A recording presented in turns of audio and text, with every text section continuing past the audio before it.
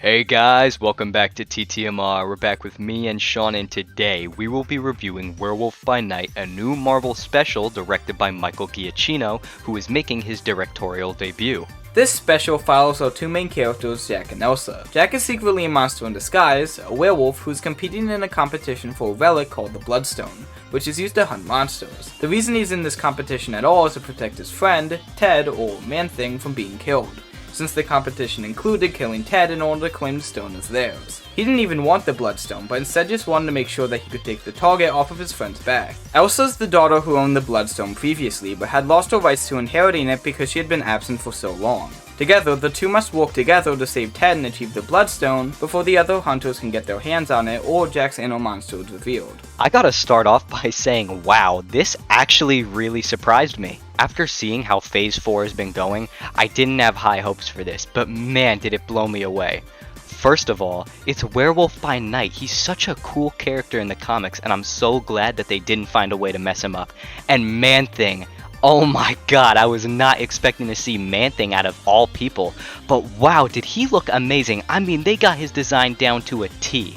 He is one of my favorite new characters along with Jack and Elsa. I pray we get to see these three again very soon, and maybe even on an MCU Midnight Suns team. I also have to mention what a phenomenal job Michael Giacchino did on this special, and it's his first time directing. It's crazy to think the same man who composed the music for practically every major movie this year directed such a beautiful short film. I actually really like this special, and there's honestly a lot to like about it. Of course, the style is probably the most prominent feature of the special, since it stands out from all the other Marvel projects in an amazing way. Specifically, the Bloodstone being red while everything else remained in black and white was just so cool to me. And again, it really emphasizes how awesome of a choice it was to make it in this sort of old school horror style, while of course still having the capabilities to do things such as this. Having the ending with using the Bloodstone to completely change the black and white atmosphere that we'd grown accustomed to throughout the special to a fully colored environment we see at the conclusion of it was just so incredibly well done. I especially liked seeing how when Elsa initiated this, it revealed that her dress was red, just like the Bloodstone. This mimic of earlier horror movies while still using the technology that we have today and combining them together was honestly a great decision. And I cannot emphasize enough that those who haven't seen it yet absolutely should. Like Sean just said, I really do feel like going for the old school, cheesy black and white Frankenstein-esque tone was such a great decision on Marvel's part. The score was absolutely beautiful, and all of the music in the back just fit the tone so incredibly well. I also have to mention how gory it was. Marvel did not hold back on this one, and I am so grateful for that, as I feel something like this needs that extra level of gore. It made it 10 times more enjoyable, as having that gore factor made it more of a horror-esque short film like it was trying to be. Man-Thing's CGI was also absolutely incredible, and the practical effects used for the Werewolf by Night were stunning. This special was not particularly difficult to rate because both Max and I agree that this was a very good special for the reasons that we have talked about previously. It won't come as much of a surprise then that Max rated this special with a 10 out of 10 and I rated it with a 9.5 out of 10.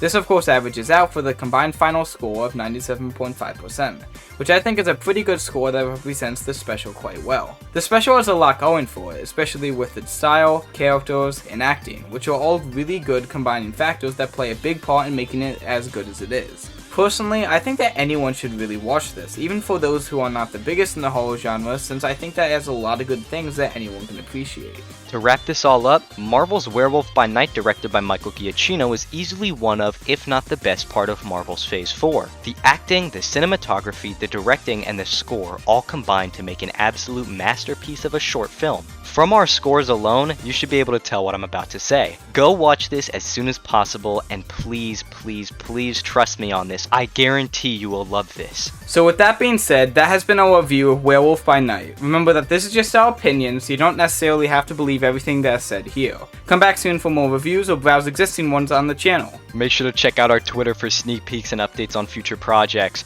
We hope you all have an amazing rest of your day, and if you enjoyed, you could like and subscribe to help us out. Thank you guys so much for watching, and have a great day.